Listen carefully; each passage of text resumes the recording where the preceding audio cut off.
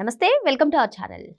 పరకామణి కేసులో నిందితుడైనటువంటి రవికుమార్ విడుదల చేసినటువంటి సెల్ఫీ వీడియో ప్రస్తుతం వైరల్గా మారింది. మరి జగన్మోహన్ రెడ్డి ప్రెస్ మీట్ తర్వాతే ఈయన సెల్ఫీ వీడియో ఎందుకు రిలీజ్ చేశారు అంటూ కొందరు అనుమానం వ్యక్తం చేస్తుండగానే మరికొందరు ఆయనలో పశ్చాత్తాపం కనిపిస్తుంది అంటున్నారు. అసలు ఈ సెల్ఫీ వీడియోని ఏ విధంగా చూడాలి తెలుసుకునే ప్రయత్నం చేద్దాం. దీన్ని విశ్లేషించడానికి మనతో పాటుగా ఉన్నారు ప్రముఖ ఆర్థిక, రాజకీయ, సామాజిక విశ్లేషకులు అరిసిమెల్లి శ్రీనివాస్ గారు. నమస్తే సార్. నమస్కారం అండి. సార్, ఏంటి రవికుమార్ సెల్ఫీ వీడియో ఏంటి? ఆయనలో పశ్చాత్తాపం కనిపిస్తుందని కొందరు అంటున్నారు. మరికొందరేమో ఇది కూడా ఒక కొత్త వ్యూహం, జగన్మోహన్ రెడ్డి గారు ప్రెస్ మీట్ పెట్టిన తర్వాతే ఈ వీడియో రిలీజ్ చేయాల్సిన పనేంటి అని చెప్పి కొందరు అంటున్నారు. మరి ఈ సెల్ఫీ వీడియో పైన మీ అభిప్రాయం ఏంటి? ఏమైనా కానీ వాళ్ళు ఆరితేరిన ముఠ అండి. అది నేరాలు చేయటంలో ఆరితేరిన ముఠ, తప్పించుకోవడానికి మార్గాలు వెతకడంలో వాళ్ళు సిద్ధహస్తులు, కొరడుగట్టు నేరస్తులు. ఆ బ్యాచ్ ముఠ అంతా ఎవరు కరుణాకర్ రెడ్డి అయినా, జగన్మోహన్ రెడ్డి అయినా, సుబ్బారెడ్డి వీళ్ళంతా కూడా ముద్రిపోయారు ఇందులోని బాగానే. అంటే మన చట్టాలు వాళ్ళకి కొన్ని లొసుకులు ఉంటాయి. ప్రతి సూత్రానికి మినహాయింపు ఉన్నట్టు కొన్ని దారులు ఉంటాయి. అవి వెతుకుతారు జాగ్రత్తగానే. వెతికి అందులో ఉన్న వెసులుబాటుల్ని వాళ్ళు వాడుకుంటూ ఉంటారు. ఇప్పుడు జగన్మోహన్ రెడ్డి ప్రెస్ మీట్ పెట్టాడు. అదో చిన్న నేరం అన్నాడు. 14 కోట్లు కట్టేసాం, అది చిన్నగా దొబ్బాడు అని చెప్తున్నాడు. అది ఎంత పాపం అండి. అది అసలు అది పూర్తిగా తెలుసా? అంతకుముందు అదేదో లడ్డు అంట, అదేదో దేవుడు అంట అని మాట్లాడాడు. అసలు అతను కావాలని అంటున్నాడా, లేకపోతే ఎర్రోడు కాబట్టి తెలియక అంటున్నాడా?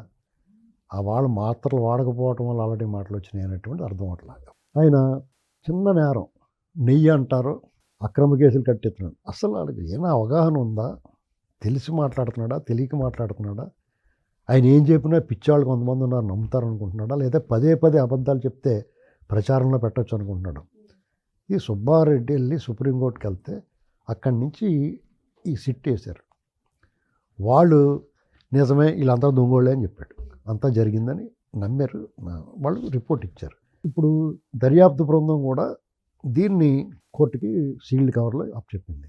అదేదో మాకు చెప్పండి అని రవికుమార్ అన్నవాడు వేస్తాడు.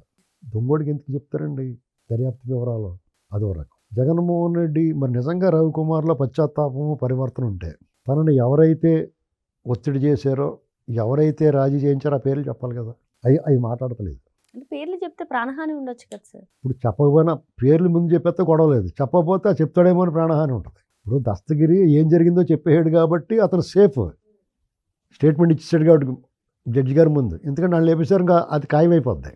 ఇప్పుడు అతను చెప్పలేదని ఆంటీ సర్ది ఇచ్చేద్దరు. అది ఒంట్లో బాగోక నడుస్తున్నప్పుడు రాయింత అనుకుని పడిపోయాడని చచ్చిపోయాడు అంటారు. అలాంటివి చేవేస్తారు వాళ్ళు. ఇతనికి ప్రమాదం ఉంది డెఫినెట్గా. అతను సేఫ్గా ఉండాలంటే వాళ్ళు ఎలా బెదిరిస్తారు అనుకుంటున్నారు?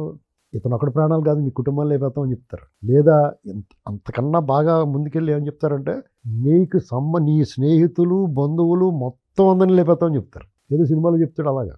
అవన్నీ చెప్తారు వాళ్ళు. మనం సినిమాలో ఇలా జరుగుద్దాం అనుకుంటాం, అవన్నీ చేస్తారు. ఇప్పుడు ఏదో సినిమాలో విశాల్ది ఏదో సినిమా ఉంటుంది, డబ్బింగ్ సినిమా. అందులో ఏమంటాడంటే, ఎరా నిన్ను ఒక్కడనే చేస్తాం అనుకుంటామేమో, నీ బంధువులు ఎవరున్నారో, వాళ్ళకి బంధువులు ఎవరున్నారో, నీ స్నేహితులు ఎవరున్నారో వాళ్ళకు మొత్తం క్లీన్ చేస్తాం, జాగ్రత్తగా ఉండని చెప్తాడు. ఒక్కడి వల్ల అందరినీ లేపేస్తామని చెప్తారు వాళ్ళు. అలాంటి వాళ్ళు వీళ్ళు అందుకునే అంత భయపెట్టేసి ఉంటారు అతనికి. వెంటనే సెల్ఫీ వీడియో తీసి బాబోయ్ తప్పైపోయిందని ఎడుతున్నాడు. ఇక్కడ నువ్వు తప్పైపోయింది, నిజంగా క్షమాభిక్ష కావాలి, నువ్వు అప్రూవర్గా మారిపోవాలి అర్జెంటుగా. నువ్వు ఎంత సొమ్ము స్వామివారి దగ్గర నుంచి కొల్లగొట్టావో క్లియర్గా పిక్చర్ ఇచ్చేయాలి.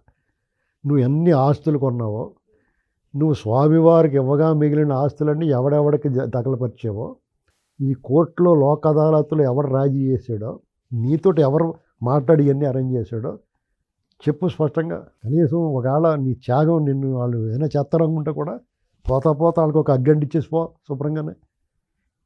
ఇవన్నీ మానేసి నువ్వు ఇంకా తప్పించుకుందావు, స్వామివారికి క్షమాభిక్ష పెట్టండి అని నువ్వు ప్రజలకు చెప్పి నువ్వేం ఆశిస్తున్నావు? నిన్ను కాపాడాల్సింది దేవదేవుడు కాపాడాలి, లేదా ఈ చట్టం నుంచి చట్టం కాపాడాలి. ఈ రెండు చోట్ల నువ్వు దోషంగా నిలబడ్డావు. మీరు ఇంకొకళ్ళు ఏం చేయగలుగుతారు? అతన్ని ఏం కాపాడగలుగుతావు? మేము వదిలేండి అంటే వదిలేస్తారు ఎవడన్నా? దేవుడు అనుకుంటే ఒకవేళ నువ్వు నమ్మితే, నువ్వు నమ్మకలేక కదా దొబ్బేవు, నేను ఇంకెలా కాపాడతాడు దేవుడు? నువ్వు దేవుడి సొమ్ము దొబ్బేవంటేనే దేవుడి మీద నమ్మకం లేదు నీకు, ఈ దొంగల మూటతో కలిసి. అటువంటిప్పుడు ఇవాళ దేవుడు తప్పైపోయింది, నాకు స్వామివారు నా నిద్ర ఉండలేదంటే అదే శిక్ష. నీకు ఆ లోపల గుబులో ఉంది చూసావా, నువ్వు తప్పించుకోలేవు. నీతో పాటు నీ సహనిందితులు కూడా దొంగోడు కూడా తప్పించుకోలేరు. అది ఎవడన్నా దాక్కున్నాడు తలుపు వెంకాల అడుగు నుంచి చెప్పాడు అక్కడ దాక్కున్నాడని. కరుణాకర్ రెడ్డి ఉన్నాడండి, ఇందులో సుబ్బారెడ్డి ఉన్నాడు, జగన్ కూడా చెప్పాడు నాకు అని చెప్పు శుభ్రంగానే. నిజంగా వాళ్ళు చెప్పుంటే. లేదా నీ అంతా నువ్వే దొంగిలించేసి నువ్వెంత నువ్వే వాళ్ళందరికీ తగలపరిచేసాను, వాళ్ళు మంచోళ్ళుగా చెడ్డోళ్ళు కాదని పోనీ అదన్నా చెప్పు. అది నిజమో కాదో నిర్ధారిస్తారు వాళ్ళు ఏం జరిగిందో. అప్పుడు నీకు ఇంకా శిక్ష పెద్ద పడుద్ది. ఏమైనా తప్పు చేసావు, మహా పాపం చేసావు, తప్పుకి శిక్ష పడుద్ది, చేసిన పాపానికి పరిహారం ఉంటుంది. ఏది తప్పించుకోలేరు నువ్వు. మీరు ఒళ్ళు తెలియకుండా కొవ్వెక్కిపోయి అధికార మదంతో మనం ఏం చేసినా చెల్లుదనుకుని కోట్లాది మంది భక్తులు కానుకలుగా ఇచ్చింది మీరు కొల్లగొట్టేద్దామంటే ప్రకృతి చూస్తూ ఊరుకుంటుందా? కర్మ అనేటువంటిది వెంటాడదా? జగన్మోహన్ రెడ్డిని ఎన్ని సీట్ల నుంచి ఎన్ని సీట్లకి లాక్కొచ్చి పడేసింది. తిరుగులేని అధికారం చలాయించిన నీ వాళ్ళు ఎర్రమోకం వేసుకుని చూసేలా చేసిందే లేదా? బిక్కు బిక్కుమంటే చేతులు పీసుకుంటే మేకపోతే గాంభీర్యం నటిస్తున్నాడు అతను.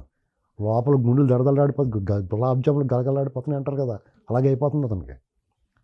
ఊరికే బయటకు వచ్చి చెప్తాడు ఇంకా తప్పుల మీద తప్పుడు మాటలు మాట్లాడుతున్నాడు. ఏదో దేవుడు ఏదో లడ్డు అంట. నీకు మతిపోయింది ఏమన్నా? మాత్రలు ఏమైనా వేసుకోలేదా? అంతే కదండి. ఏదో దేవుడు ఏంటి?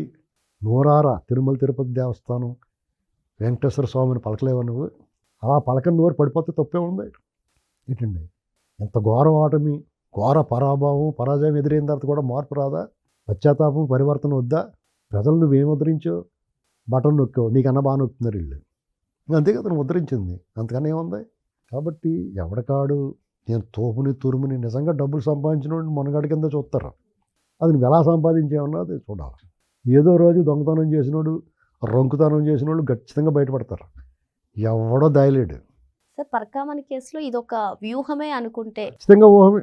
మీకు ఆ టీంలో ఆ నేరాల్లో ఉన్నవాడు ఎవడే నమ్మడం లేదండి. జగన్మోహన్ రెడ్డితో సావాసం చేసినట్టు ఎవడే నమ్మకూడదు. ఇప్పుడు ఇవాళ మారిపోయినండి టీడీపీలోకి లేదా బీజేపీలోకి వచ్చినట్టు కూడా నమ్మకూడదు మీరు, తెలుసా మీకు? ఎందుకంటే అతనితో ఉన్నారు కదా స్మెల్. అతనితో పాటు అతను నేరం చేసినప్పుడు వీళ్ళు అప్పుడు ఆ క్రైమ్ సీన్లో లేకపోయినా సరే అతను చేసిన నేరంలో భాగస్వాములు వీళ్ళు అందరూ. మరి ఎన్ని వ్యూహాలు వేసినా త్వరలోనే ఈ పరకామణి కేసు ఒక కొల్లెక్కు వచ్చి భూమన కరుణాకర్ రెడ్డి కానివ్వండి, వైవి సుబ్బారెడ్డి కానివ్వండి, వీళ్ళు అరెస్ట్ అయ్యే అవకాశాలు కనిపిస్తున్నాయి. ఖచ్చితంగా ఉంటాయండి. పరకామణే కాదు, కల్తీ న్యాయ విషయంలో కూడా ఇదంతా జగన్మోహన్ రెడ్డి దగ్గరికి చుట్టుకుంటుంది. ఇది ఫైనల్గా అంతిమ లబ్ధిదారుడు ఎవరో అనేటువంటిది వస్తుంది. మద్యం కేసులు కానీ ఇలాగే అతనికి వరుసగా 5-6 చుట్టుకుంటాయి. కొండ తెలవలు చుట్టేసుకున్నట్టు, ఆనకొండ చుట్టేసుకుంటే చూడండి, అలా చుట్టేసుకుంటాయి. తప్పించుకోలేడు. అప్పుడు దాకా ఉక్కిరి బిక్కిరయ్యి ఊరికే నోటుకు వచ్చినట్టు మాట్లాడతాడు అంతే అతను. ఆ పాపం పండాలండి ఏదైనా సరే. అప్పుడు దాకా కొంచెం టైం పడుతుంది. మనకేమో సహనం తక్కువ ఉంటుంది. ఎప్పుడు ఎదురు చూస్తున్నారు. అది ఆ పండగ రోజు ఎప్పుడు వస్తుందని అందరూ ఎదురు చూస్తున్నారు. 100 దీపావళిలు ఒకేసారి చేసుకుంటారు. మరో అంశంతో మళ్ళీ కలుద్దాం. Thank you sir.